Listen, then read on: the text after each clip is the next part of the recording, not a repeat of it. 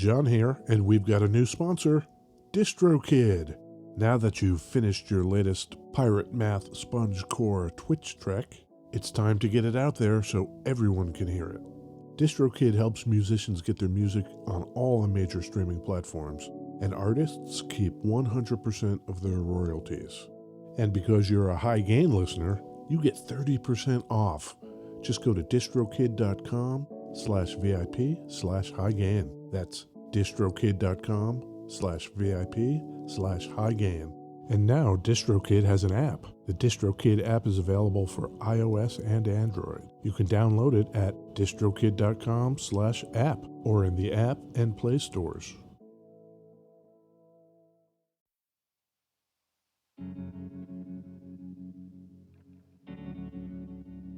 We'd like to take a minute to thank our pals over at Isotope, makers of software and plugins for audio repair, mixing, and mastering. The new gold standard of audio repair, Isotope RX11, is coming in May. Buy RX10 now on sale and get RX11 absolutely free when it's released. We use Isotope products here at the High Gain. It's an important part of how we've been able to bottle pure podcast gold week after week. High Gain listeners get 10% off using the promo code FRET10. That's FRET10. That's all at isotope.com. IZOTOPE.com.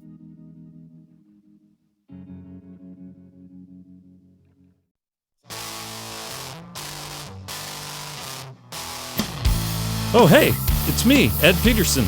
Hi, Ed. It's me, John Kiltica. Hey, John. It's the High Gain Podcast. What do we talk about?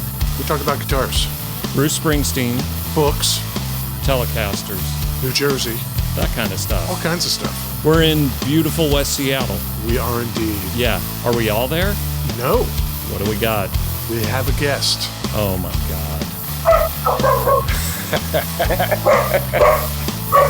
Who is that? A little sheepadoodle who is rambunctious but very happy. What's the dog's name? Margaret.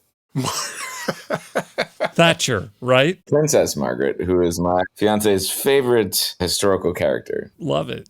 We've got Nick Corasaniti here. Nick is a writer for the New York Times, and when he's not writing for the New York Times, He's writing books. he's writing books about New Jersey. Nick, how you doing? I'm doing great. Thank you both so much for having me. You're welcome. You are born and raised in Jersey. Sure am, and very proud of it. Yeah, I was just telling Ed, we usually are, and people this far away get tired of hearing about it, maybe. I'm the West Coast guy, so this is going to be a lot for me. It'll be fine. I'm going to fight through it. We're a very proud state. It'll be fine. You're from Chatham. I am. Morris County, born and raised, which I guess counts as North Jersey. I know there's the whole debate about whether Central Jersey exists and where those delineations are, but I feel like Chatham's safely in the southern part of Northern Jersey. Southern part of Northern Central? Yeah. Nice. What's that? I got a little something here. This is 1974 Telly. Beautiful. Name this tune.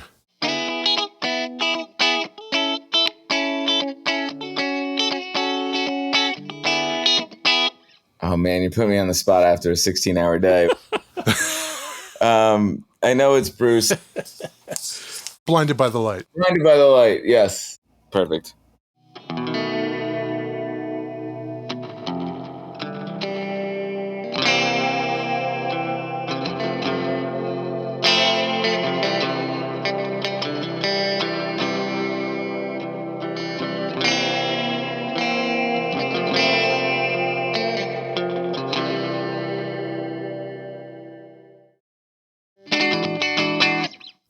Beverages. Yeah, that was beverages. That was great, John. You know, I tried my best. Yeah. Nick, do you have a beverage? I do.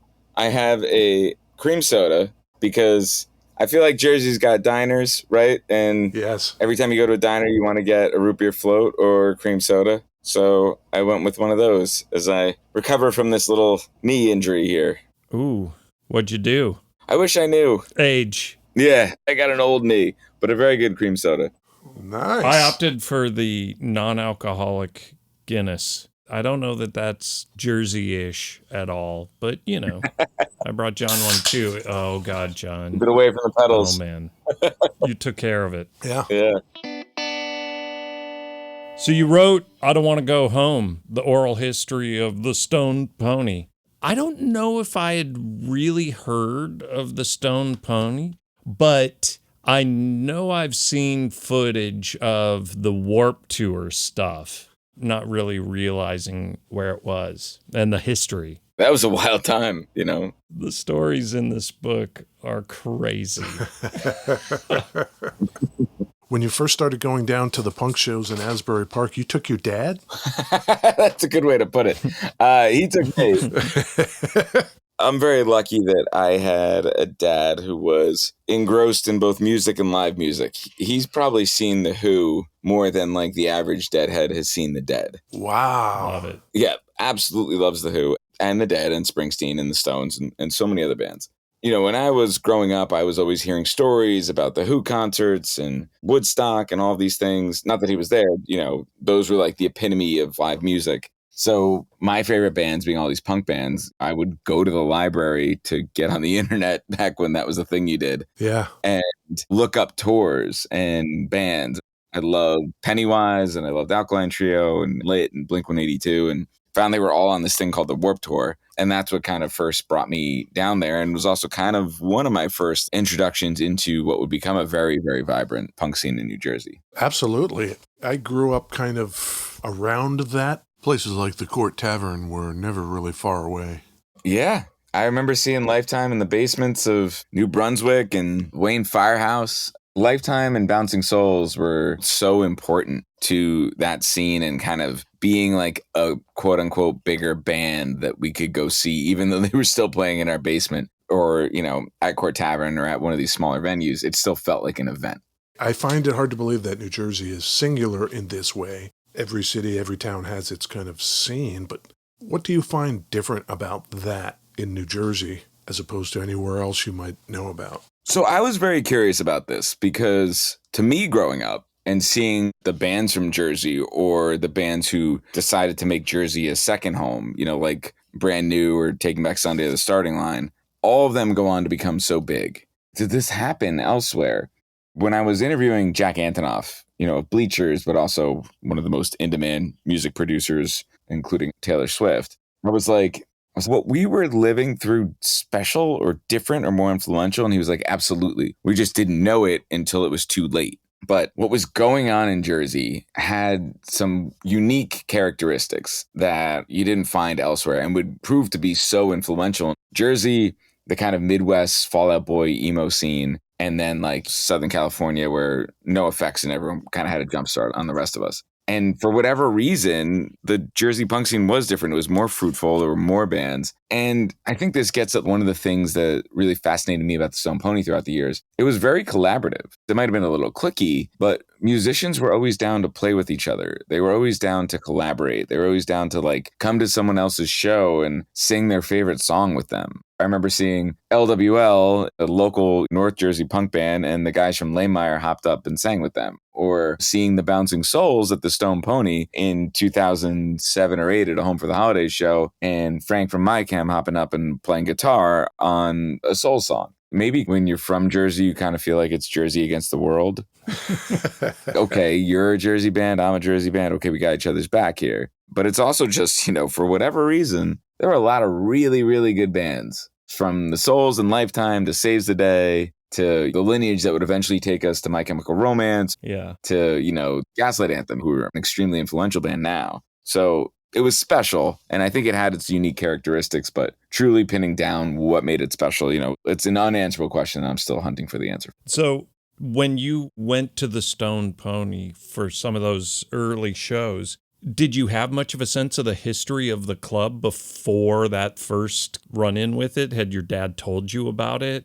How did you become the historian?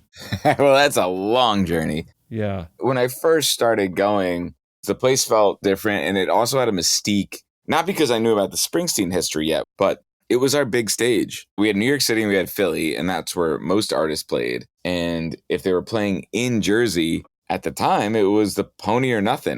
I didn't really discover the Springsteen mystique, both in his own catalog and then my own understanding of his world, until I picked up the guitar and started playing myself, getting deeper into his catalog than just Born to Run, Thunder Road. I always loved him, loved the music. It was the music of my childhood and long car rides and everything like that. But my personal discovery came when I started playing music myself. Oh, wait, this guy, in my opinion, the greatest American rock star, was going to this little local bar that I was seeing punk shows in. That really brought it into focus for me and set me on this long in and out relationship and obsession with the venue. What was the catalyst that finally made you think, I need to write a book? So for my day job, I'm a reporter at the New York Times, and specifically a political reporter, which takes you on the road a lot. I had discovered Rockaway Beach, which was giving me my beach fix for a subway fare instead of a long drive down to Asbury. So I didn't really see the place for probably over 10 years. And when I came back in 2017, newly minted as the Jersey correspondent for the Times, everything in Asbury Park had changed. When I was going there in those punk years that we were just talking about, it was a very dangerous place. There was abandoned buildings. It was a wasteland near the ocean. There was this rotting structure called C8 that was like the skeleton of a failed apartment complex. And there was randomly fires inside or like noises. And, you didn't go too close to it if you didn't want to catch like a shiv or something. It was dicey. And when I came in 2017, that thing was gone. This luxury glass condo was being built in its place. The Cookman Corridor, which is basically Asbury Park's main street, was bustling with like one of the best pizzerias I'd ever eaten at, these great seafood restaurants, a brewery. I just couldn't believe it. And so I wanted to tell that story of this town that I had spent so much time in and had kind of been baffled by. How could the pristine and very rare oceanfront town be like struck by poverty and crime when everyone in every other town is paying millions of dollars to get like 10 feet closer to the beach? I have a theory. I've just been working on this, and let me work it out. It's a little real time, but I think the book might be a psyop. Oh, you do? That's my theory. It's full of these stories of violence and terror and blood at the shows, and it's all just like, stay away from my little section of the beach here in Jersey. It's just a psyop, and it's actually like super lovely. It's always been just this amazing seaside community. Oasis. Yeah, exactly. Me and Bruce Springsteen have been in cahoots. I don't believe anything in this book, is what I'm saying. They're all in on it. We've all been in on it. Yep. Christy? You think I'm trusting Christy? Come on. It's all been a long con. Exactly. To be honest, I didn't believe my own eyes when I come down there in 2017, and I'm like, how is this place so nice now? Right. If you haven't been there in a while and your last memory is 1999, you're not believing what I'm saying right now. You're buying into this psyop idea. Yeah. I wanted to get a little bit deeper because I knew the place. And so I was looking for a thread that could connect me to what set everything in motion back in the late 60s and 70s. And all there is this amazing deli, Frank's Deli, which has the best Taylor ham you'll ever have. Thick cut style, I should say. Best thick nice. cut. And then the Stone Pony. And I was like, well, there's a history there. I'm not sure if it's a mirror of, Asbury Park, but it's deeply interwoven. That's what kind of started the idea of writing the book, and the journey was that the pony could be my like narrative Trojan horse to tell the actual history of Asbury Park and the renaissance of this town that is experienced by so few. And that's kind of where this all started. How open were people to the idea when you started approaching people? Did it take a while to get up a head of steam? Yeah, absolutely. Two things helped. One was moving there, just being like, hey, I'm part of this too. I am invested in this town. I'm invested in this community, these people. I go to the pony a very unhealthy amount of time. I think that helps buy some goodwill. And then it's knowing the right people who can help open doors for you. And, as I was saying in my day job, it's about sourcing and knowing who can connect to who. You talk to one artist, they're like, oh, well, did you talk to my buddy? He was the lead guitarist in this band. Yeah. And you go down that way. There were a few people who were incredibly helpful. I'm not sure if you guys have heard of the See Here Now Festival, but the co-founders, Tim Donnelly and Danny Clinch. Danny's world-renowned rock photographer, and Tim Donnelly has just been a massive presence in both the music industry, helping to get Lollapalooza started. Those two guys were incredibly helpful in also making connections. It's very much a snowball effect. once you've reached a little bit of critical mass, word's out that you're doing this. You tell one artist, hey, I talked to this artist who I know you're a fan of. Then they're excited to talk to you. And it is funny who is a door opener. Jay Massis of Dinosaur Jr. was instantly willing to talk. He's the nicest guy. Yes. Generous and thoughtful and awesome. And we had a good conversation. As soon as a lot of other artists heard that I had talked to Jay, they were like, well, I worship Jay. Right. That also kind of helps open doors too. And that's a really fun way to get a little bit deeper behind an artist in a way that you might not realize looking at their music or their record, but learning a little bit more about who they are and who they like. It is crazy how much Bruce content you got. And he did the intro. And did you do Little Steven first, or how did that work? This book started as an article for the New York Times. As I was mentioning, I wanted to tell that history of Asbury Park as a Jersey correspondent. My Bruce interview for the book was before Stevie's because Bruce told me this very funny story about him and a bouncer named Eric, who's a massive human being, stealing Stevie's Cadillac and taking it for a joyride. And when I was interviewing Stevie, I was like, Bruce told me this funny story. They took your Cadillac. He was like, say what now? And so I don't know if he had heard that story before or known that that's how his Cadillac ended up in Belmar. There's a adage in journalism, just pick up the phone. That's just what you have to do. And Bruce was kind enough to just answer. He really dispels that idea of don't meet your heroes. My adage is like, don't meet your heroes unless they're named Bruce Springsteen or Stevie Van Zandt, because they were two of like the kindest, most generous, thoughtful people. I'm not even just blowing smoke. It's just who they are. Do you think the kind of camaraderie that happened around the Stone Pony when everybody was constantly hanging around each other can even happen anymore in the age of the internet? Everybody's just like, yeah, I'm not going to go have a sandwich over at your place. Just, text me later. We'll talk. You think it can even happen that way anymore? I mean, I don't want to think that it can't. I don't want to believe that that's the reality, but it keeps being shown that it is. I just got served an ad. I forget what the name of the company was, but it's like, as long as someone's within like an 80-mile radius of your ISP, you can have a virtual jam with them. The latency is down to the millisecond, that it's almost the same delay that's like for a wireless in-ear on-stage monitor.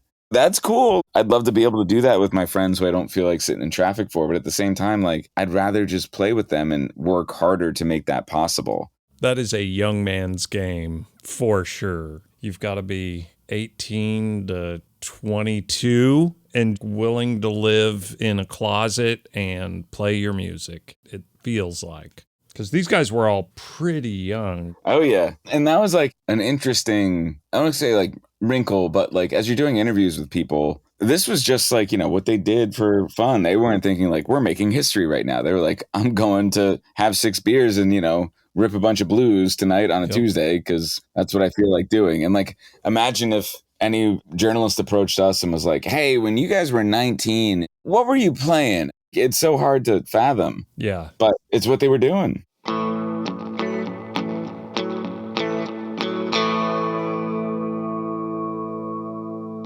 What do you know about Bruce's Telecaster? Oh, the 54 Telecaster? Yeah. I learned recently that the pickups are not original. They're super hot. But, the body and everything is all the same. Kevin Buell, his guitar tech for years, knows exactly how to keep it going. The Telly is definitely legendary. We'll play a little game that we play every week, and we're going to invite you in on this one.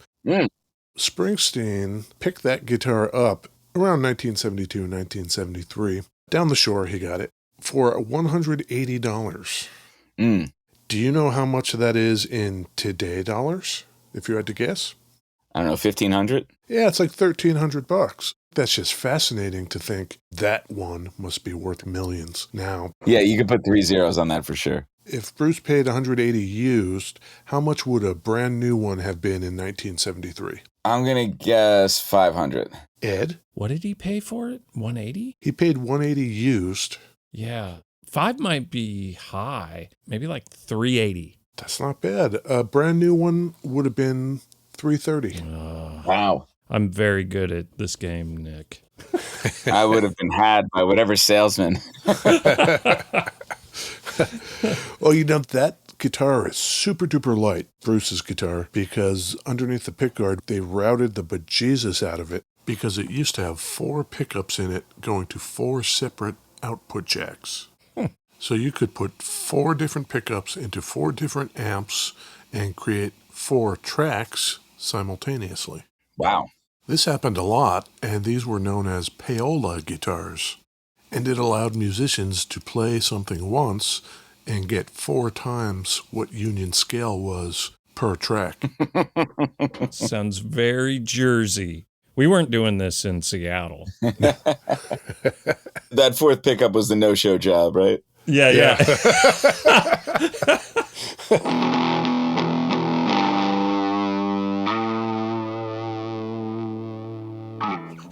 Yes. Tell us about the soap, the sound of Asbury Park. I wonder, did you get a sense talking to these people if that was cultivated by the musicians or just something that happened when the hype machine took over? Here in Seattle, it was more about a bunch of people playing the music they wanted to play, but before you knew it, department stores were selling $500 ripped-up flannel shirts and calling it the grunge look. Mm-hmm. Is it similar to that, you think? Very, I think. Because it's an oral history, you don't see me pose the question, but I ask so many people the question. Sound of Asbury Park, is it a real thing? Gary Talent was just like, no, it's bullshit. It's ridiculous. And Bruce was like, well, it's just Southside Johnny, right? It's the bar band with horns and soul, and that's Southside. And everyone else who was sounding like him was that sound. I do think all of the musicians who made up Asbury Park and who made up that scene in the Stone Pony, and the Jukes were the kind of apex of it, they did gravitate towards a style of playing rock and roll that was heavily seasoned with gospel, R&B, and soul. Right. And it always had horns, and it was designed to make people dance because that's how you made money, right? Like, if enough people danced and they got thirsty and they went and drank and the bar tabs were high, then the bar owners were like, we'll pay you more at the door. Or when you begged for more at the door, they would maybe relent. So I think that led to it. But the idea of this soap, the sound of Asbury Park, from at least talking to all the artists and digging through a bunch of newspaper articles, really did seem like a kind of media contrived narrative.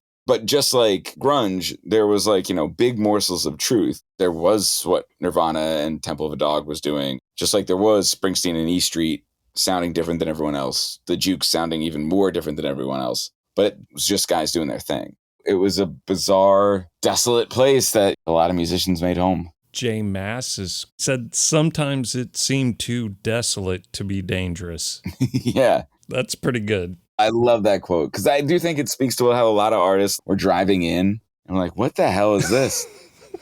I just picked New York City. I'm on my way to Philly. And this is what we do in between? I'm sticking to my PSYOP thing. It sounds like just some bombed out hellhole.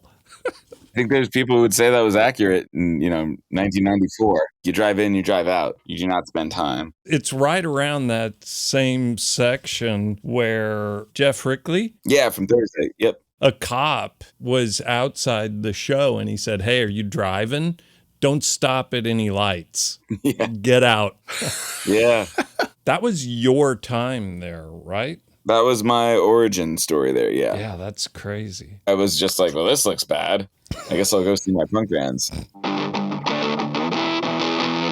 Did your job at the Times as the Jersey correspondent take you down to Asbury Park much? It eventually took me down there a lot, but when it took me down the first time, which is what started this whole, I want to tell this story of this recovery, it was the last year of Chris Christie, so there was a governor's race going on, and I had just come off the 2016 presidential campaign, and, the reason that I was going to Jersey was it was going to be a very political story. We knew we had the heir to Christie running, first statewide since the 2016 presidential election, and Menendez had already been indicted, so we knew we had a trial coming up and a potential election there too. And I think it was Phil Murphy, unless it was one of his challengers. Oh, no, was it Joe Piscopo? Might have been Piscopo. Some candidate did an event in Asbury at the Wonder Bar. And I was like, this is bizarre. Literally no one lives there. Who's going to vote? And that's how, I kind of first was there and ended up writing a few stories for the Times about Asbury, including a slightly out of date travel guide about, what to do if you go. More than there used to be to do. I think it's the pizza town of New Jersey right now. That's a bold claim. You can't argue. I just think that Asbury has the most good pizza. What about subs? Yeah. Oh, yeah. Tony Bourdain's favorite Italian sub in the state was at Frank's. You can go and there's a menu there, and the left is the Bourdain in the description and the right is the South Side in the description. You can keep it simple and just order that. Yeah, add subs and pizza. I'm Jersey pilled now. I'm moving. It's not the PSYOP. You're in. Just last night, I was actually on Google Maps, just satellite viewing around Asbury Park, and actually hit Redfin. I would say it's cheaper than Seattle. It might be. Yeah. Oh, I hope it is. I mean, like Seattle's like a top 10 housing market. We got good guitar stores. Oh. Relic Music, the only place, second place in the States where you can play and try Chase Bliss pedals still. Is that Red Bank? Yeah, Relic's in Red Bank. So that's like 20 minutes up the road from Asbury.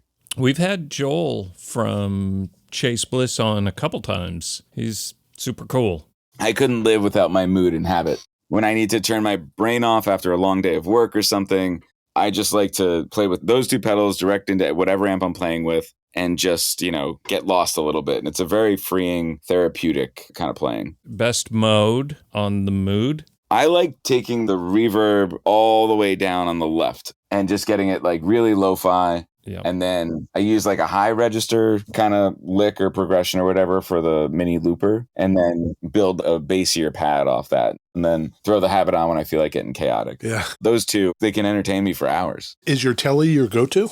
It was until I just recently got a Wide Sky, and it is the best guitar I've ever held. I can't get over it. Patch is a master. I have hands on the smaller side, and so I've always dreamed of a neck that feels like a 59, but I could still wrap my thumb, and he somehow did it. It's Les Paul-y with a little bit of semi-hollow in it, and it's my favorite thing I've ever touched. I don't think I've picked up my telly since I got the Wide Sky 5 weeks ago. No kidding. Taos, New Mexico. He's out of Hawaii now. Oh. I just think they're the coolest, most unique, beautiful guitars. What about your Benson? Which one do you got? I have the Monarch and the Vinny Reverb, and you guys helped guide me to my Vinny Reverb. I had a Mesa Heartbreaker, John Scofield's amp, Right. which weighed 88 pounds and could make anyone deaf without ever breaking up. I had it throughout high school when I was in jazzier bands, a Radiohead-esque band. It was too much amp for my entire life. It was ridiculous to have, ever. When I sold it, I really wanted to change, what I was doing and playing. So I wanted one of these low wattage amps. I was thinking about the Tone Kings because they got the attenuator in the back. And I just remember talking to my friends. I'm like, you ever heard of Benson? Like, this little Vinny Reverb sounds like it does what I want, without attenuation. So maybe it's different. They're like, I don't know, give it a shot. And it's been the best thing. The Vinny Reverb and my Greer Mini Chief. It's funny, my two lowest wattage amps are the two things I plug into the most. Most people have like a nice bookshelf that they sit in front of when they're doing their media hits for an article they worked on. And I sit in front of my Bensons. I love it. It's so good. So, Your MSNBC interview the other day, Benson. When you're out on the day job and you're doing political reporting, are there people like us that are like, hey, I saw your amplifier? And like, I play too. And then you end up talking about gear with these people? it has happened, absolutely. There's a decent amount of lawyers, as we all know, who play the blues. And lawyers sometimes tend to run for office. Mm. I love having things like that for my day job. I do it a lot with food, especially pizza, because it breaks down the barriers that the conversations are supposed to happen within. You're the journalist, I'm the official, and people have their talking points or they don't. Once you start being like, hey, can you tell me the best pizzeria in town? Or like, have you tried the new germanium preamp? Because it'll blow your mind, Yeah. and then you've just established a foundation with someone that is unique and you don't have with everyone. And it helps, I think, in interviewing, it helps get information out of people. And it also just makes the process a little more human instead of like this transactional thing. Right. And so wherever I can find it, I do hunt for it. And it was really fun doing the book.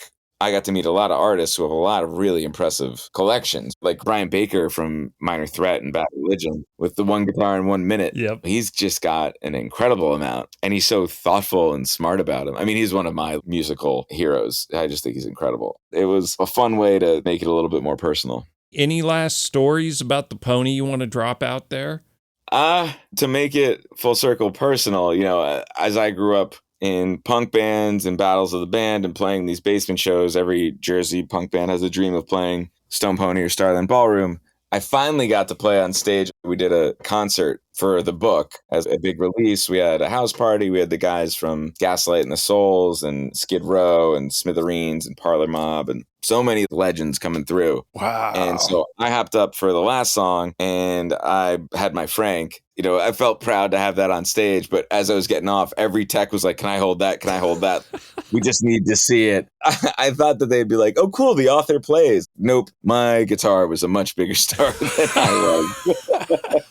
Which I feel like ties a bow neatly on what this podcast is about and what my book's about. Getting to play, though, how nerve-wracking was it? Well, it was even more nerve-wracking because they changed the key on me an hour beforehand. And I was backstage with a few other musician friends from some of those bands being like, oh, God, all right. Like, does that change the relative minor if I wanted to, like, take a solo? And they're like, yes, you idiot. We got it done. What'd you play? I Don't Want to Go Home. Oh, of course. I was going to do Born to Run, but there's like 50 chords in that. He was like, don't even try and fake it. You don't do that in New Jersey. You either know that song or you don't know that song, and that's that. Yeah. I Don't Want to Go Home, the oral history of the Stone Pony. It's so good. It really is. I'm pilled. I told you. I still think it's a psyop, but I'm pilled. I do want to go now. Give us a shout. Yeah, and this is out wherever you get books.